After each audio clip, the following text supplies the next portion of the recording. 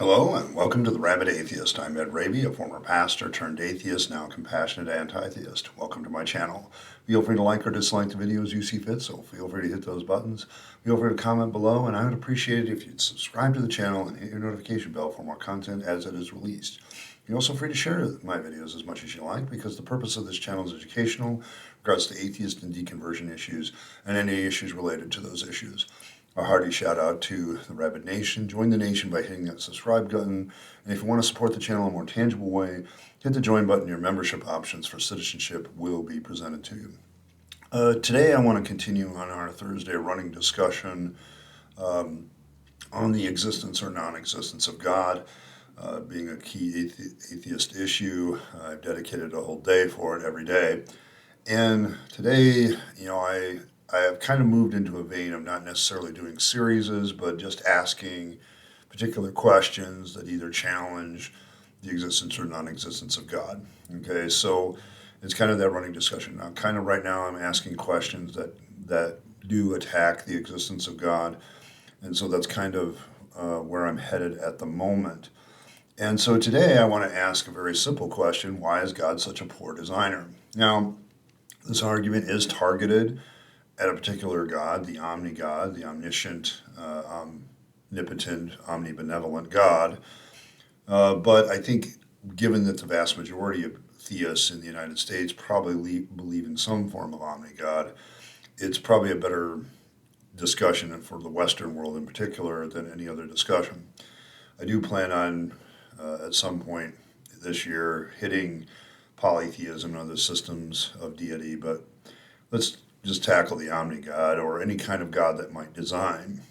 So I suppose even some polytheistic deities that did design and create would, fall under this category. But the argument for design is that the universe basically requires a designer, that everything is too intricate and therefore requires intelligent design. Those that hold this argument, for them, design is kind of an assumption. They assume that the universe is designed. They don't necessarily prove that, but they do try to say that it is assumed. The argument really doesn't attempt to prove any specific deity, and perhaps that's its strength and its weakness at the same time, but rather that there's an intelligence behind the design and creation of the world. But the problem is the omni-God takes a particularly nasty knock from the perspective of a lot of atheists, because the idea of an all-powerful and all-knowing personality shaped the world doesn't get past, for instance, the poor design of many things in the world. Okay, the counter-argument to the design argument is that God is a poor designer then, particularly in the creation of life. Many things in life show that either if a creator existed, he either A, didn't have the power to overcome certain problems, or B, didn't have the knowledge to anticipate certain problems with their design. Jonathan Pierce does this in his 30 Arguments Against the Existence of God, but he gives a few examples, but one is the parasitical entity whose entire existence, and this is in Africa, depends on living on the tissue of the eye. The real problem here with the whole design argument is, number one, why would God design such a creature who can only exist by attaching it to the eyes of other species and basically burrowing into them and then dying as it reproduces itself?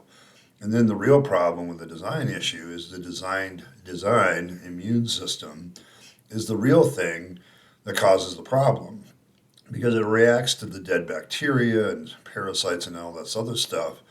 And the death of the parasite causes our immune systems to try to kill those resultant bacteria. And one of the collateral damages of that attack by our immune system is to cause us to go blind as human beings. This process eventually leads to blindness. Why is the immune system so poorly designed to handle this, that in doing the very thing it's designed to do, it actually causes more problems? That doesn't seem to be a very good design. And then we can't even begin to discuss, with just the immune system, all the other flaws in the human, from the size of the human birth canal, pregnancies that end up in fallopian tubes, not where they're supposed to be, the human back, vestigial organs that no longer perform the same purpose they originally did, or are completely useless, just hang-ons. As a weightlifter, I'm well aware that there are many muscles in the human body that would never really get used, okay, and other than by weightlifters who decide to use them. In other words, there's a lot of things that seem useless, redundant, uh, sometimes even just there and have no purpose, like muscles that make your ears twitch. That might have been helpful in our distant past when we had to, move our ears around a little bit to hear predators or whatever else. But now in human beings, we've moved past that and we don't need it. Well, why would a designer give us certain things that are superfluous or don't really matter or don't do anything? Okay, so getting back to the overall argument, the design argument goes something like this. Living things are too well designed to have originated by chance. Therefore, the life must have an intelligent creator. That creator is what we call God. There's a lot of flaws with this argument, of course, and anybody who's taken on the design argument realizes there's a lot of opinion behind these two premises. They're not, we could say, well, they're not well designed, okay, and it's not really by chance. Okay, a lot of theists make the mistake of saying that those of us that believe, say, in evolution, believed all life happened by chance, and that's not true.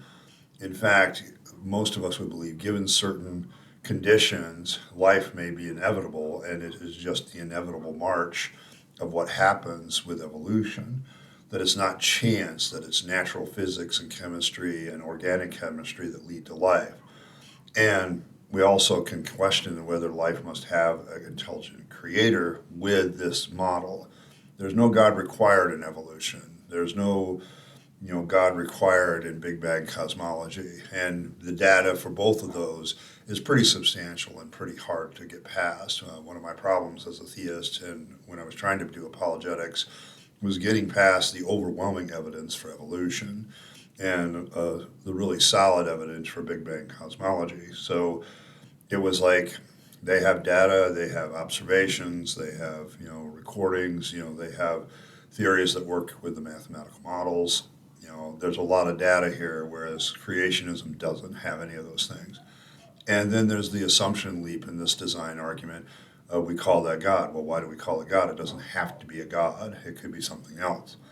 But the counter design that kind of questions and puts God on trial, like I did before, is an omnipotent, omniscient, and omnibenevolent creator would create living organisms with optimal design. Organisms have features that are suboptimal, as preface to. Therefore, God either did not create or is omnipotent or is not omnipotent, omniscient, or omnibenevolent. He either doesn't exist, okay, or doesn't have these qualities. Okay, for me, that as someone who accepts the theory of evolution because of the overwhelming data and scientific evidence, these are not problems to me, but signs that evolution is true. Okay, well, going back to the counter design argument a little bit here, we can look at the suboptimal design. That does exist. I mean, I can point out design features all over the place, the supposed design features, and I can say, no, those can be explained other ways, and they're certainly not optimal. An omniscient, omnibenevolent creator, someone with a lot of power, would have created a much better world with much better design. The design is not that great if it's designed. However, if it's evolved and it goes through natural processes, which isn't chance, by the way, once again, so that argument doesn't really factor into the counter design argument because that's not what it's saying. And I see a lot of theists make that mistake. That's why I'm emphasizing it a couple times. Okay, so we either have a God that did not create anything, okay, or he doesn't have omnipotent, omniscience, or is omnibenevolent, and that's the real rub here, because when I first heard the counter design argument as a theist, I realized that the standard definitions of all those: omniscience, omnibenevolence, omnipotence, had to be changed because they're too illogically inconsistent. And so, as a theologian, I did have a counter to this, which is to say, well, maybe we need to redefine what omnipotence is, or omniscience is, or omnibenevolence is. Or we have to, but once you diminish God's power from being omnipotent, then even if he is omnibenevolent, maybe he can't or doesn't have the power to change certain things about the universe. Maybe all he can do is alter the universe and not necessarily change it. But that makes the universe older than God or better than God, or does God even exist out of time, becomes real viable options. And once you get rid of all that, you've lessered this omni-deity and you don't have the classical omni-deity anymore. So there's ways, I suppose, to get past it.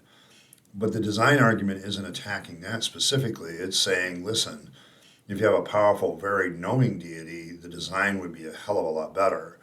Human beings are probably the best example of what happens when a creature goes through different stages of evolution and certain things that develop and evolve to handle certain situations are suddenly not needed anymore or become less prominent because the situation and the environment changed or the way human beings do things changes. Our evolution is pretty well documented, and so well documented it's gotten ridiculous for anybody to maintain a different origin story, in my opinion. So, what do we have left? We don't have a designer. Okay, the design argument kind of says, listen, either God doesn't exist as a designer, he didn't design this world, he may have set up the natural processes and then kicked it in, which gives you a deist God, or the qualities that we attribute to God have to be modified or changed because suboptimal design exists in the world. Is this a strong argument against the existence of God? Yeah, I think so. It also hits the polytheistic design gods, except the polytheistic gods don't really do the omni thing. And so you can say that, yeah, Odin designed the world, but he's not all powerful and he's not all knowing. Okay, so he's going to make mistakes from the fact that he did that, or there's going to be some inherent flaw because of the lack of power or knowledge that he would possess. Okay, and he didn't necessarily create ex nihilo like the God of the Bible, for instance. He creates out of something else. So there's things about that something else that could also be flawed. And so I think polytheism kind of escapes this criticism, but the omni-God does not. And it's why that I think that if I can say that there is no God, which I wouldn't necessarily say about in general, like there is no God at all, I would say that the God of omniness is not a real thing. It's too logically inconsistent. And I would say that there's good evidence to say that that God does not exist, and that is the God that most Abrahamic religions or even most deists might hold to. But it just doesn't really fathom to me. Why is God such a poor designer? If we have this even a very intelligent being that was very powerful, the design would be better. There would be a lot of things that we would just fit into. If human beings were a design-created species, they wouldn't have vestigial organs, or they wouldn't have certain systems like the immune system that when reacting badly to certain things actually creates more problems. The immune system would always attempt to solve the problem in an optimal way, and it doesn't do that. And so these are, many of these things often get pushed past because the theist will say, well, what about the fall of man or whatever? And at that point, we're not talking about the design argument anymore. We're talking about the argument for the existence of a specific deity, and that the historical representation of the deity, say in the Bible, is correct. That's arguing for a specific deity, which the design argument doesn't necessarily do. Okay, so we're kind of at that point where you have to say, no, you're now arguing for a very specific deity. You have to prove that specific deity exists, and those are different questions. The design argument is much better when it tries to stay general. But that's kind of my opinion on this matter, and I wanted to ask this question. And of course, the comments section is open for any kind of thoughts or discussion you'd have on the issue of design. So let's see what happens there. This has been a very interesting day, but thank you very much for all the things that you guys do. Every like, share, and subscribe is certainly appreciated. What are your thoughts on this issue? Why is God such a poor designer? Or don't you think God is a poor designer? And give me some good evidence for why that is. This is a running discussion on the existence of God, and I think this is a question that can be postulated both ways. So thank you very much for everything you guys do. And as always, live your best life. You only get one go around and then it's over. So make sure that you give your time, your money, your energy to yourself, the people that you love, and to make this a better world. And don't give it to the trappings of religion and faith, because that's a dead end. I speak from experience. And as always, thanks for stopping by, and I'll catch you next time.